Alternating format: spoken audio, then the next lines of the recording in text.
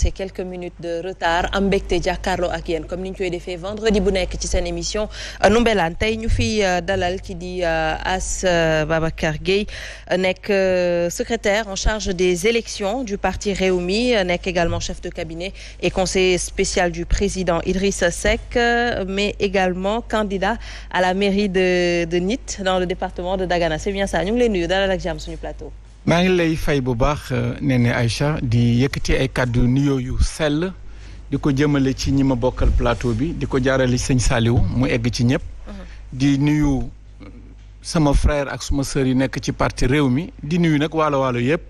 di ci beral loxo nag sama mbokki bopp yi nga xam ni ñu nga ci commune de Gnith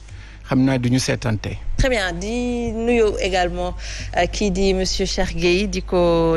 nuyu bu baax bokk ci cadre unitaire de l'islam au Sénégal di ko remercier également ci réactivité bi ñu ngi lay nuyu dalal ak jàmm suñu plateau. asalaamaaleykum wa rahmatullah maa ngi lay fay di la sant tamit ci invitation bi di nuyu ñi nga xam ne ni ñëpp laa fi fekk ñoom laa fi fekk di bég ci waxtaan wi di ñaan yàlla mu amal ñu njëriñ di beral nag nuyoo sama frère Serigne Saliou nga xam ni ba ñu nekkee xale dañu doon ànd ak mbokk ak lépp donc ma am vrai plaisir bokk ak moom plateau bi tey c'est la première fois. Très bien merci à vous en tout cas di nuyu également kii di Dame Mbodj Dame nuyu nañ la. mais fay naa la soxna Néné Aïcha Dame qu'on ne présente plus hein. mais jërëjëf kontaan rek ñëw bokk ci waxtaan wi di nuyu ñëpp ñi nga xam ne ñu ngi ñuy seetaan di nuyu ñi nu bokkal waxtaan wi di ñaan rek vraiment waxtaan bi lépp luñ fi wax ñun ñëpp mu jural njëriñ ñu koy seetaan quoi. Professeur Sanoussi namoon nañ la. Néné Aïcha maa raw.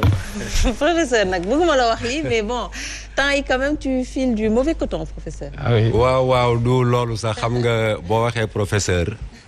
ndeysaan su école tijjee rek dafay jël li mu moom. nga xam nga ne ñun ay jàngalekat lañ quoi. loolu am na. mais vraiment maa ngi ci profito di nuyu sama élèves yëpp ren élèves yi nekk ci privé yi ak yi nekk ci public bi di nuyu aussi waa Kaolack. mais Néné dama bëggoon bala ñoo commencer ma am lu ma wax parce que xam nga dafa am benn philosophe bu ne tout le monde appelle l'utilité mais souvent on n'aime pas les gens qui sont utiles parce que dafa am lu xew ci école bi ci affaire u jàngale bi dama am benn jeune collègue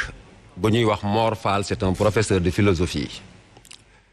temps yële les professeurs de philosophie de l'IA de Pikine Guédiawaye dañu dajale woon pour dénoncer loo xam ne warul woon am sax ci réew bañ koy dénoncer c'est-à-dire ay nit ñoo xam ne ils ne sont pas formés pour enseigner di dugg di jàngale ci classe yi xam nga loolu on aurait prédit que c'est l'égal d'un crime parce que mënoo imaginer un docteur koo xam ne du docteur muy dem ñu dugal ko ci ay hôpital muy piqûre. Et je ne pense pas que le corps humain soit plus important que l'esprit humain. Alors bi ñu xeexee loolu dem IA Pikine Guédiawaye man sama bopp ma def conférence de presse bi pour dénoncer loolu ñi nga xam ne amuñ diplôme jaaruñ école normale ñëw di jàngale philosophie. Et il est heureux que Dame Mbodj syndicaliste nekk ci parce que dama leen di interpeller.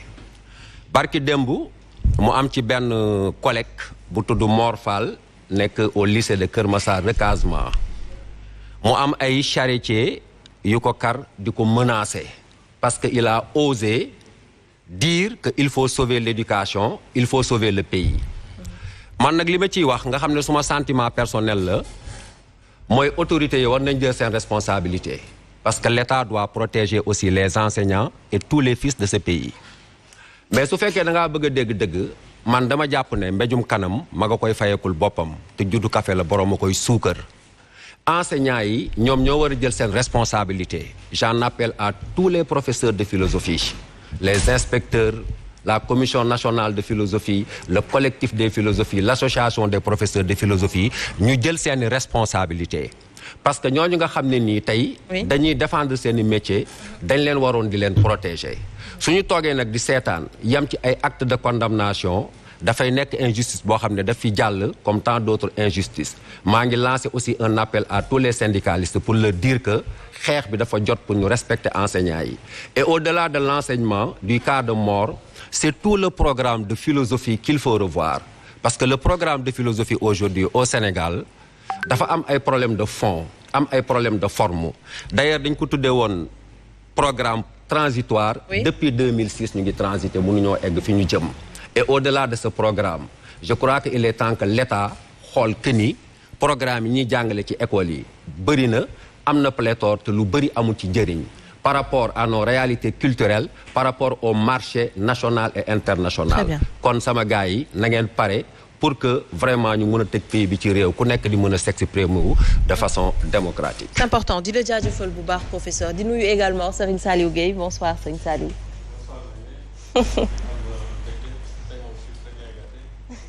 doom baay ñoo fi daje ak Cheikh Gueye Cheikh moom c'est mon frère et en même temps aussi suma xarit mon grand ami Dambodj Sanoussi moom namoon nañ ko trop et puis aussi vraiment di nuyu sunu techniciens yi ak tous les Sénégalais di wax le ministre de la justice rek ne ko na désengorger prison yi parce que fees nañu waaw semaine bi y a un journal je crois qui en a parlé mais les prisons vraiment sont archi pleines et longue détention yi war nañ ko xoolaat parce que y a beaucoup ñoo xam ne ni yàgg nañ fa trop pour des délits mineurs def fa ay 7 ans xamalul jaaduwul je crois que am ñoo xam tey bu ñu leen jugé woon peut-être sax duñu fa def 1 an duñu fa def 2 ans. Il faut un juge des libertés et pourtant on parlait de bracelet électronique également. Non mais xam nga ba léegi sax foofu moi je crois que ce qu'il faut renforcer d'abord le recrutement des magistrats parce que le problème qui se pose mooy aujourd'hui on n'a pas assez de magistrats par rapport bien sûr ñun ak sunu prison yi donc il faut nécessairement qu'on recrute des magistrats ndax ñu mën a instruire dossiers yi nga xamante ne tey mooy nelaw en tout cas dans les tiroirs des autres magistrats et de ce fait là je crois que aussi pour une question même de dignité humaine vraiment désengorger prison yi parce que vraiment l'enfer carcéral la metti na trop quoi. C'est important di la jaajëfal bu baax donc tey comme je l'ai dit tout à l'heure dinañ def un round-up de l'actualité et l'actualité li ci gën a fës peut-être amaana xam naa moom la ñuy commencer laata ñuy dem nag dugg ci élection xool processus électoral xool également ces tensions wala violence yu ñu jot a gis ci scène politique bi mais laata loolu je l'ai dit cette question quand même benn scandale buy éclabousser le comité d'organisation ou Miss Sénégal parce que Miss 2020 qui dit Fatima Dione moo génn wax ne que elle a été violée même après viol boobu mu jëlee ci ëmb alors il y a eu cette sortie de la présidente du comité d'organisation moom itamit moo am ay kaddu yu mu jëbal yoo xamante ne